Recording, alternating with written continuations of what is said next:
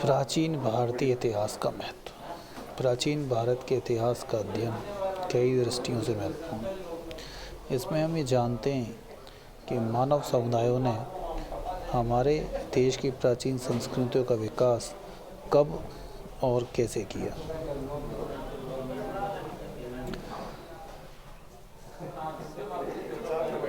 हम ये जानते हैं कि मानव समुदायों ने हमारे देश में प्राचीन संस्कृतियों का विकास कब और कैसे किया। ये बतलाता है कि उन्होंने कृषि की शुरुआत कैसे की, जिससे कि मानव का जीवन सुरक्षित और सुस्थिर हुआ। इससे ज्ञात होता है कि प्राचीन भारत के निवासियों ने किस तरह प्राकृतिक संपदाओं की खोज की और उनका उपयोग किया, किस प्रकार उन्होंने अपनी जीविका के साधनों की सृष्टि की। हम ये भी जान पाते हैं कि उन्होंने खेती, कताई, बुनाई, धातुकर्म आदि की शुरुआत कैसे की, कैसे जंगलों की सफाई की और कैसे ग्रामों, नगरों और अंततः राज्यों की स्थापना की। कोई समुदाय तब तक सभ्य नहीं समझा जाता है जब तक कि वह लिखना ना जानता हो। आज भारत में जो विभिन्न प्रकार की लिपियां प्रचलन में हैं, उन सब का विकास प्राचीन लिपियों से हुआ है। हमारी आज की भाषा का भी वही हाल है। हमारी वर्तमान भाषाओं की जड़ें अतीत में हैं और वे कई युगों में विकसित हुई। अनेकता में एकता। प्राचीन भारत का इतिहास बड़ा रोचक है, क्योंकि इसमें भारत अनेक मानव प्रजातियों का संगम रहा है। प्राक आर्य, हिंद, आर्य, यूनानी, शक, हूण, तुर्क आदि अनेक प्रजातियों ने भारत को अपना घर बनाया है। हर प्रजाति ने भारतीय सामाजिक व्यवस्था, शिल्पकला, वास्तुकला और साहित्य विकास में यथाशक्ति अपना अपना योगदान दिया है।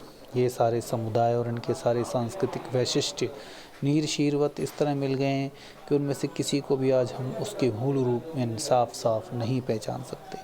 प्राचीन भारतीय संस्कृति की विलक्षणता यह रही है कि इसमें उत्तर और दक्षिण के तथा पूर्व और पश्चिम के सांस्कृतिक उपादान समेकित हो गए हैं। आर्य सांस्कृतिक उपादान उत्तर के वैदिक और संस्कृत मूलक संस्कृति के अंग हैं, तो प्राक आर्य जातीय उपादान दक्षिण की द्राविड़ और तमिल संस्कृति से आए हैं। लेकिन द्राविड़ और सांस्कृतिक केतर भाषाओं के बहुत सारे शब्द उन वैदिक ग्रंथों में भी पाए जाते हैं जिनका काल 1500 से 500 ईसा पूर्व माना जाता है।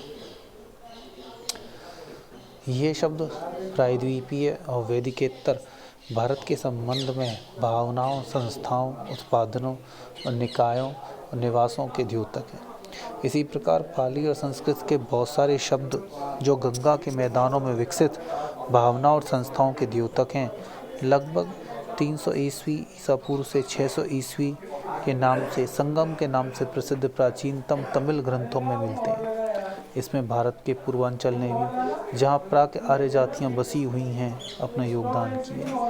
यहाँ के लोग मुंडा और कोल भाषाएं बोलते थे।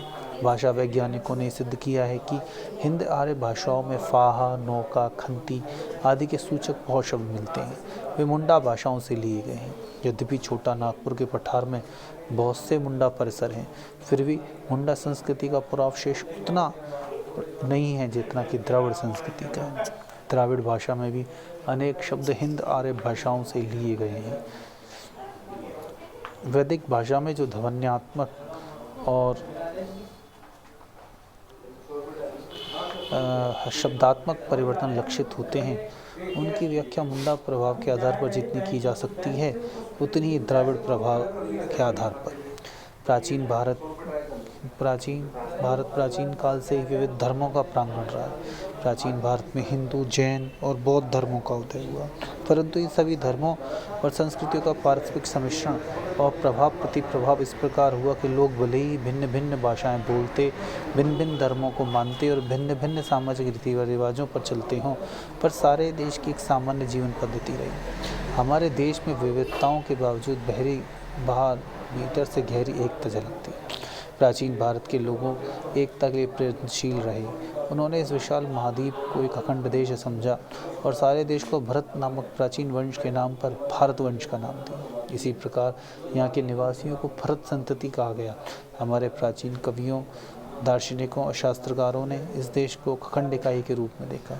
हिमालय से समुद्र तक फैली इस भूमि की उन्होंने सार्वभौम राजा के द्वारा शासित क्षेत्र के रूप में कल्पना की।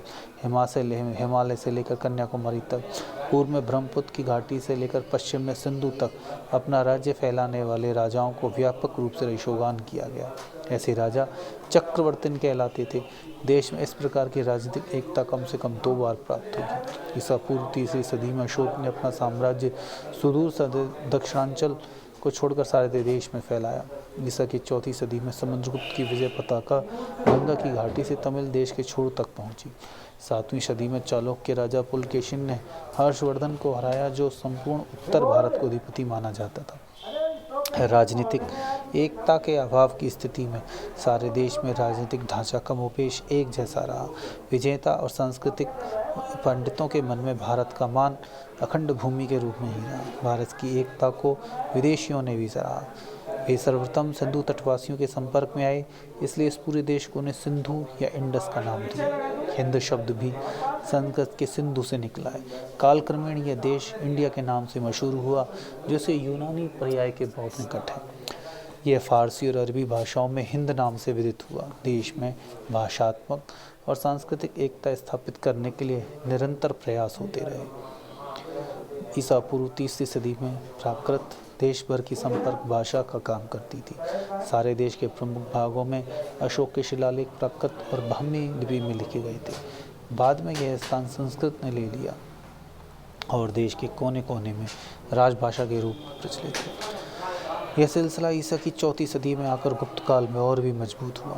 यद्यपि गुप्त काल के बाद देश अनेक छोटे छोटे राज्यों में बट गया, फिर भी राज की दस्तावेज संस्कृत में ही लिखे जाते रहे। यह भी उल्लेखनीय है कि प्राचीन महाकाव्य रामायण और महाभारत तमिलों के प्रदेश में वैसी आह्लाद और भक्तिभाव से पढ़े जाते हैं जैसे कि काशी और तक्षशिला की पंडित मंडलियों में। इन दोनों ही महाकाव्यों की रचना मूलतः संस्कृत में हुई थी, बाद में विभिन्न स्थानीय भाषाओं में प्रस्तुत किया गया, परंतु भारत के सांस्कृतिक मूल्य और चिंतन चाहे किसी भी रूप में प्रस्तुत किए जाएं, उनका सारा तत्व सारे देश में एक जैसा रहा है। भारतीय इतिहास की यह विशेषता रही है कि यहाँ किस प्रकार की सामाजिक व्यवस्था उदित हुई।